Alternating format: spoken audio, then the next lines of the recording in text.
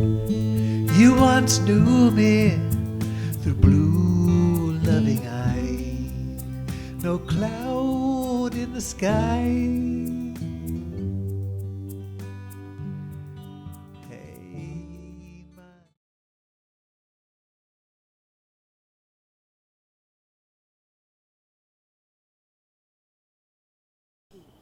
Wow, and good. action. From Earth Tone TV, welcome to Now You Know. I'm Kathy Kucera, and we will be conducting interviews on a variety of subjects. Today we are beginning with a series on environmental issues. We are guests in Judge Lorraine Raggio and Grier Raggio's house today. Grier Raggio has been a committed environmentalist for 40 years, since the 60s. Hello, Grier. Hi, Kathy. Grier is a native Texan. He was president of his high school class, graduated with highest honors, Harvard, and then earned his law degree at Boston College Law School.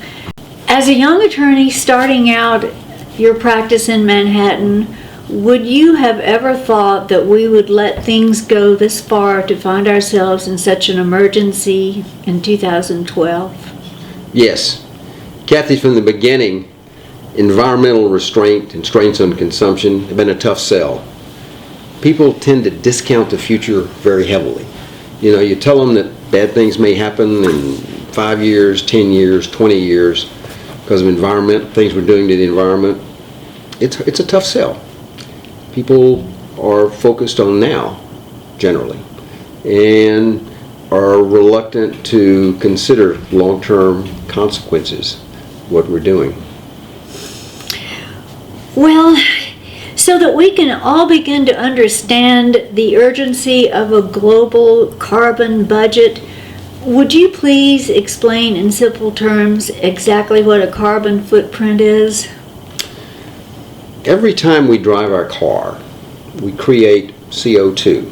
We burn hydrocarbons. Bottom line, we have all these hydrocarbons, oil, natural gas, coal, that were buried in the earth hundreds of millions of years ago. We're bringing those carbon products up, we're burning them.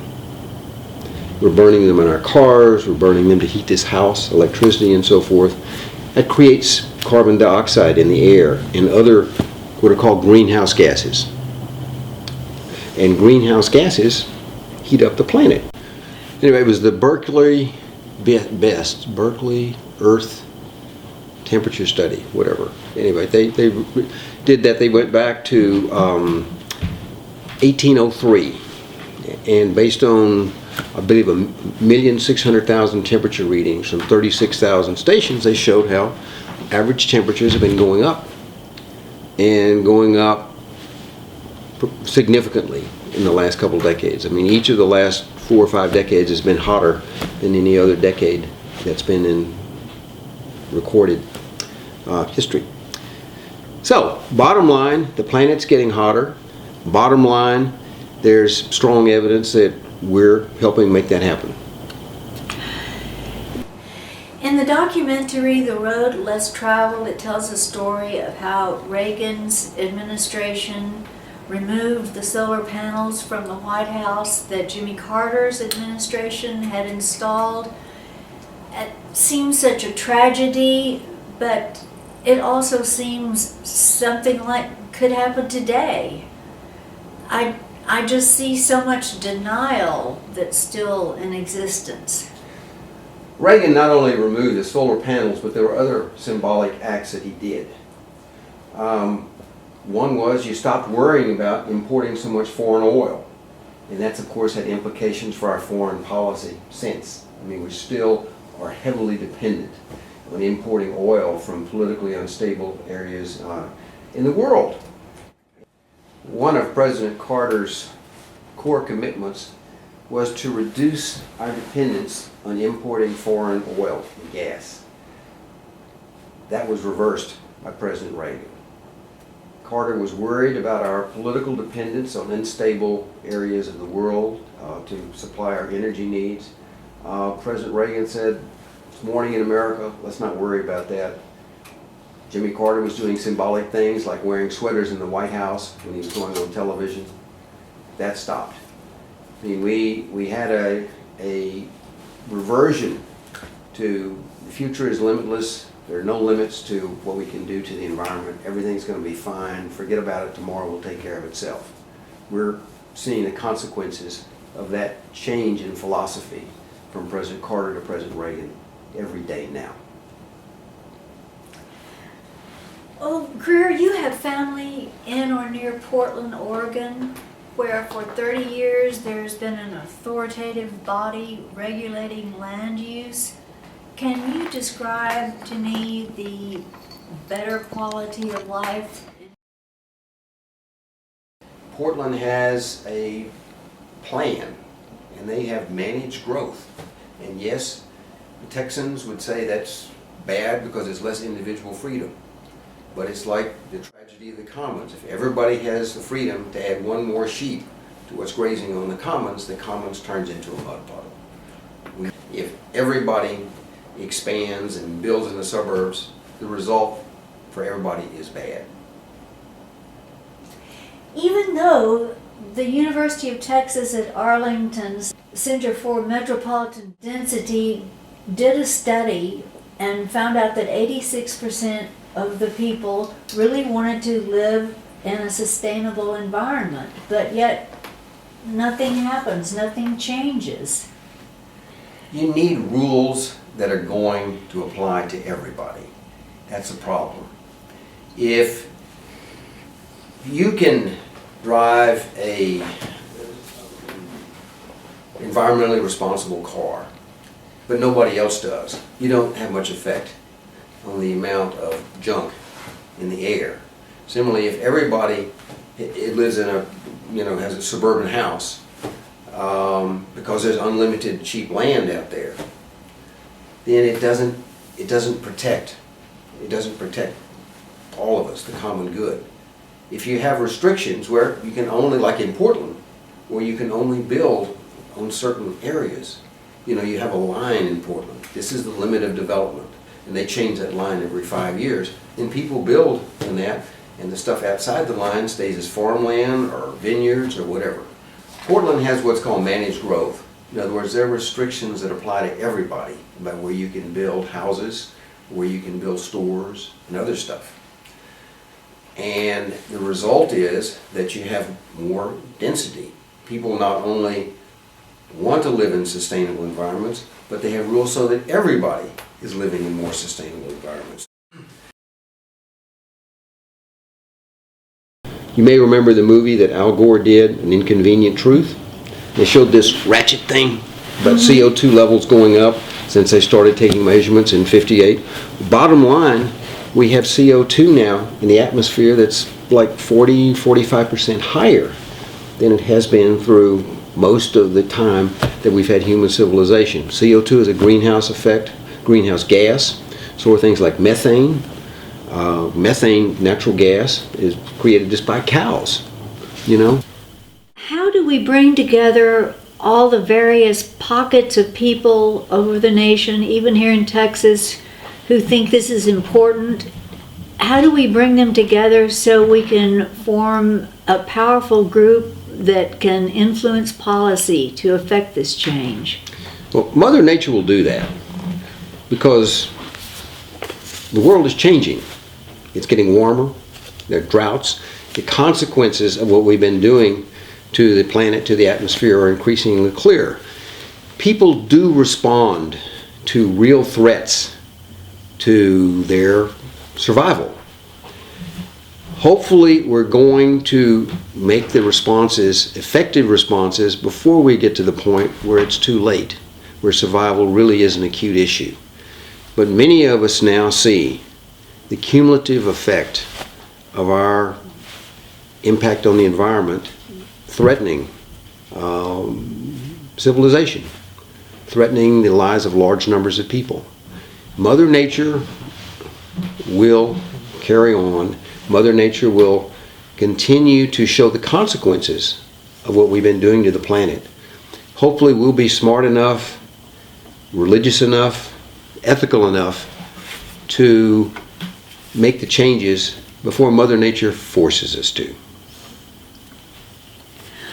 Grier, your blog, WeConsumeTooMuch.com, has been very influential in my thinking, and I'd just like for you to talk a little bit about that. And it's wonderful that you post so many things that, it's just not some static thing that's there. I see, you posted something yesterday. Well, let me just go back. I decided in 1969 that environmental deterioration of natural systems was likely to be the most important public policy issue for the remainder of my life. And I've done various things in pursuit of trying to make things a little better. I did environmental litigation as a lawyer. I've started various businesses that have done environmental and engineering work. I purchased and remediated brownfields, environmentally dirty properties. I ran for Congress in North Dallas, and one of my core principles was that we're consuming too much. It's not right for the government to be spending more. It's not right for us to be consuming more than is sustainable. And this blog is simply another effort at that. It's based on the concept that we need to look long terms at our consumption patterns. We need to not consume more than is sustainable. The man who led that study, a physicist at Berkeley named Muller, was a climate change denier until he did the study. And he says, I'm convinced it's getting warmer. I'm not saying that people are doing it, but it's clearly getting warmer. I mean, when you look at the science clearly enough, when you look closely, you can see, yes, things are changing. We don't certainly have a consensus that human activities have contributed to global warming. I believe the science is clear, and I believe that that we are at tipping points of bad things happening because the global warming tends to make other things happen.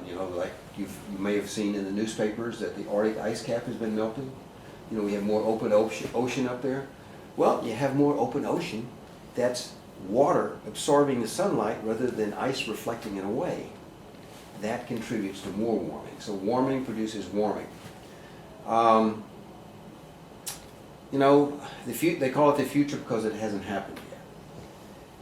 But the signs of potentially runaway warming, dangers of runaway warming are there. And I think that we need to all be aware that we're engaged in a massive global experiment in terms of warming the place and seeing what's happened. And that saying, well, tomorrow will take care of itself is just not good enough. Well, okay, so the Koch brothers financed this study, but the politicians that the Koch brothers are funding don't seem to believe it, or certainly not willing to take any action about it. I mean, I wonder if the Koch brothers just went out and bought a 20,000 square foot condominium underneath the Denver airport or something. I mean, without Koch's money, a lot of these campaigns would be hurting. The Tea Party, for one. I told you I ran for Congress, right? And it was 16 months. It was an arduous experience. I talked to a lot of people. And what I learned over and over again is that people are reluctant to pay attention to something which means that they will get less individually. It's not, if they have to pay more for gas individually, that's a no-no. So we are self-centered animals. I mean, we're engineered that way, we're biologically that way, and it's getting to the point of feeling emergency. Like My parents found out that they were pregnant with me the Friday before Pearl Harbor. World War II, everybody focused on this objective of defeating the Axis powers. We went through shortages, we changed our lifestyle because we felt a threat to ourselves. People respond to threats to survival, to emergencies. We need to be in that emergency mode. We're not. Talking with a lot of people, my political campaign shows that very few people are there now. We need to change that. I couldn't agree more, and I feel like we have just barely scratched the surface of this topic, and I hope you will agree to a second interview. I'd be delighted. I love talking about this, and Kathy, frankly, I love talking with you. Thank you You're a so very much. charming interviewer. Thank you so much. You once knew me through blue loving eyes, no cloud in the sky. Hey, my little debutante, it's okay that you didn't want us to go on.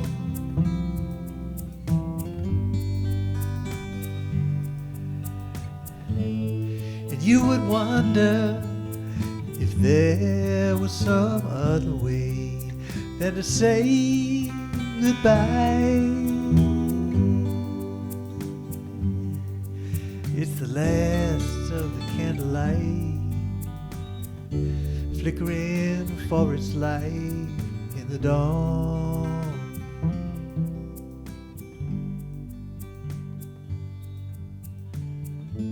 Now you see me through world-weary eyes, like fall.